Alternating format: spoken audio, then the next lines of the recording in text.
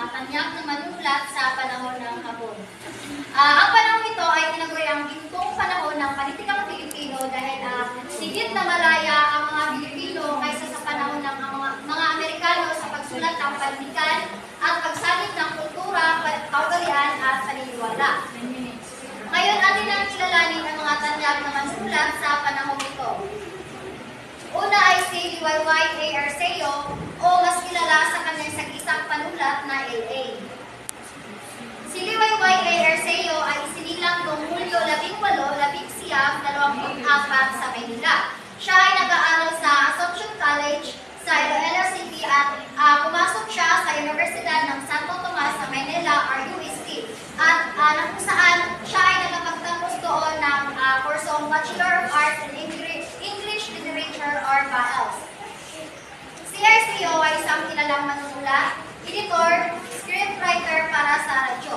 Ayon sa isang kritikong nag-aaral ukol sa panahon ng dekada 70, feminista na ang turing kay Liwayway A. Arceo. Ngayon, ang katanungan, bakit kaya itinuring si Liwayway A. Arceo bilang isang feminista?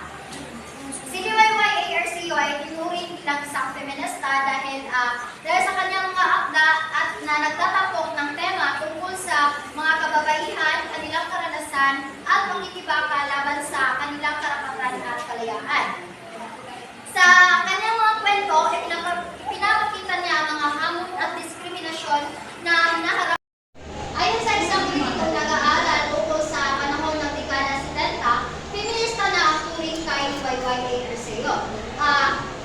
Bakit kaya itinuring na feminista si Liwayway A. Arceo? Si Liwayway A. Arceo ay tinuring bilang isang feminista dahil sa kanyang mga akda na nagtatampok ng tema tungkol sa kababaihan, kanilang karanasan, at pagkikibaka laban sa kanilang karapatan at kalayaan. Sa mga kwento ni Liwayway A. Arceo ay pinapakita niya dito ang mga hamon at diskriminasyon ng mga kababaihan na kanilang kinakaharap sa lipunan na nagbibigay sa kanila ng emansipasyon at pagkapantay-pantay. Gilay-gilay. Narito ang ilang mga akda ni Liwayway A. Arceo na naging dahilan ng pagiging panyag niya bilang isang manunulat. Una na dito ay ang Pitzer o ang tigang na lupa, ang mundong hindi mo ginustong makita, at ang langaw sa isang basong gatas.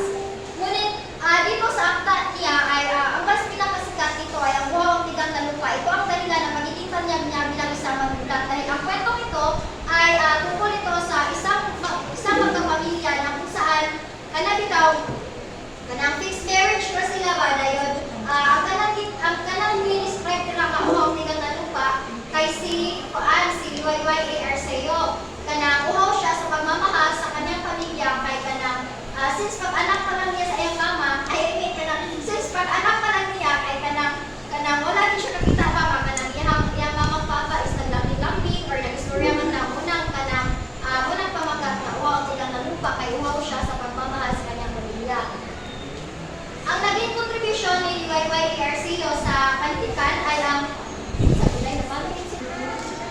naging kontribusyon ni Liwayway A. Arceo sa panulaan ay una ay ang pagsusulong ng karapatang pantao na kung saan pinapakita niya ang kahalagahan ng pagkapantay-pantay at paggalang sa lahat ng tao. At isa rin sa kanyang naging kontribusyon sa panulaan ay pinakaganap niya ang kultura na kung saan ay pinakita niya ang kahalagahan ng pagpapahalaga sa ating mga kultura at nakaraan. Ang ikalawang tanyag na manunulat sa panahon ng hapon ay si Francisco Soc Rodrigo. Si Francisco Soc Rodrigo ay pinanganak siya noong Enero 20, 19 at 14 sa Bulacan.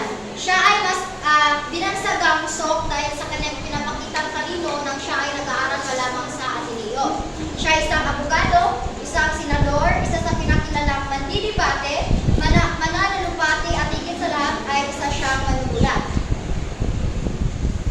Narito ang mga akda ni Francisco Rodrigo. Sa Pula sa Puti, ang Punong Kawayan, Litig ng Bayan, Malaki Paghala.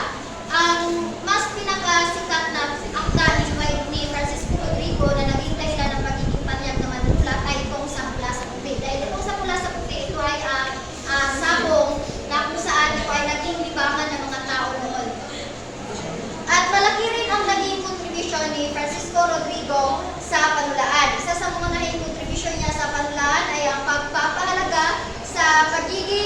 Pilipino at pagmamahal sa bayan sa pamamagitan ng kanyang mga likha. Ang pangatlong panyag na manunulat sa panahon ng Hapon ay si Gloria Villarasa. Si Gloria Villarasa ay isa siyang mahusay na manunulat at kritiko sa panulaang Pilipino.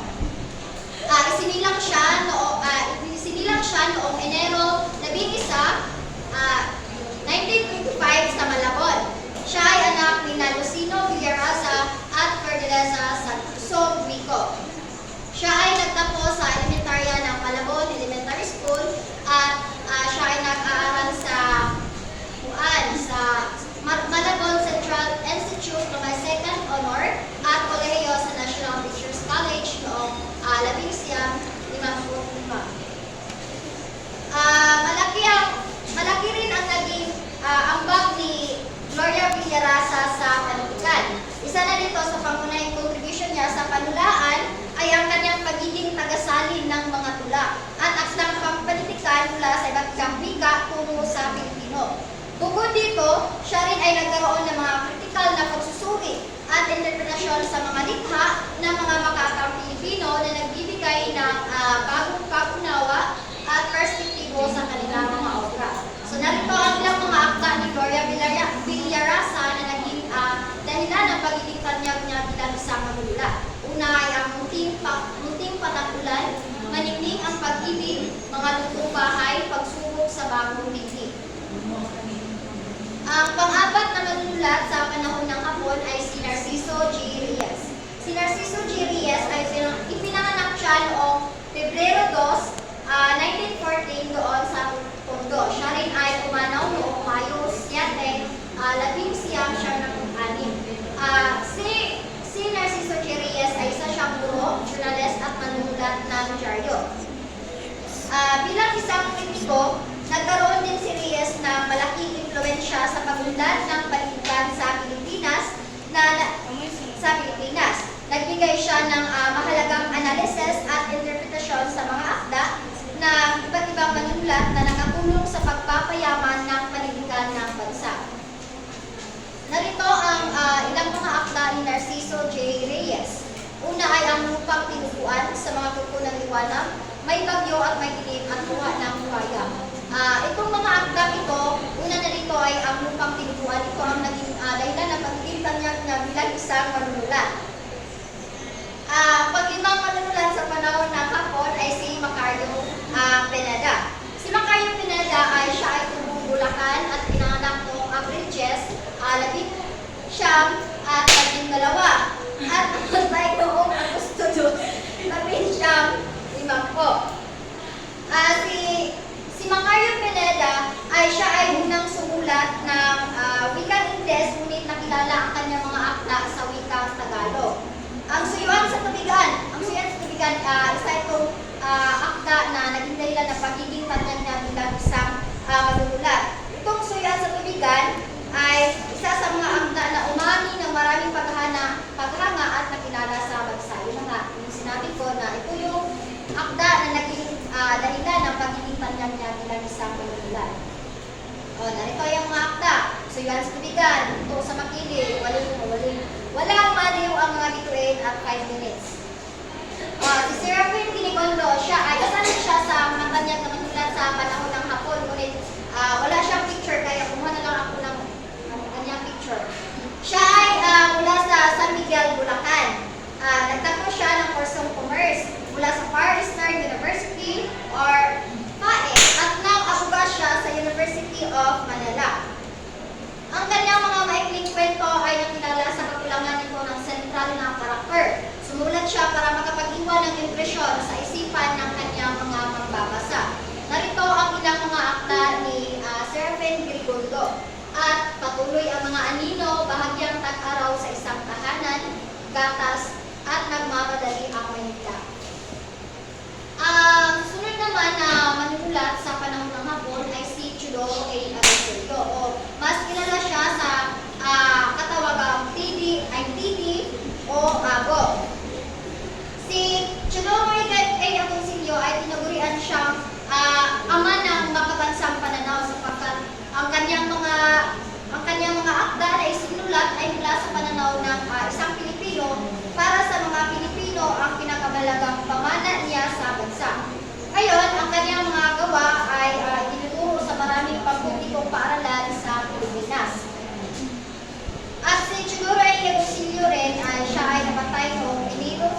Enero 14, 1985. Narito ang kanyang mga akta, ang kasaysayan ng Pilipinas, ang maikling kwentong Tagalog, ang Pilipinas at ang mga Pilipino noon at ngayon. Ang panghuling manulat sa panahon ng Hapon ay si Brigidor C. Batubakal. Si Brigidor C. Batubakal ay isa siyang Pilipinong manulat. Ipinanganak siya noong 19 at 10 sa Pulilan, Bulacan. Si Batubakal ay nag-aaral sa Sebastian Primary School at Madini International School. Isa rin siya sa mga bumuo ng Kapisanang Panitikan noong 1935.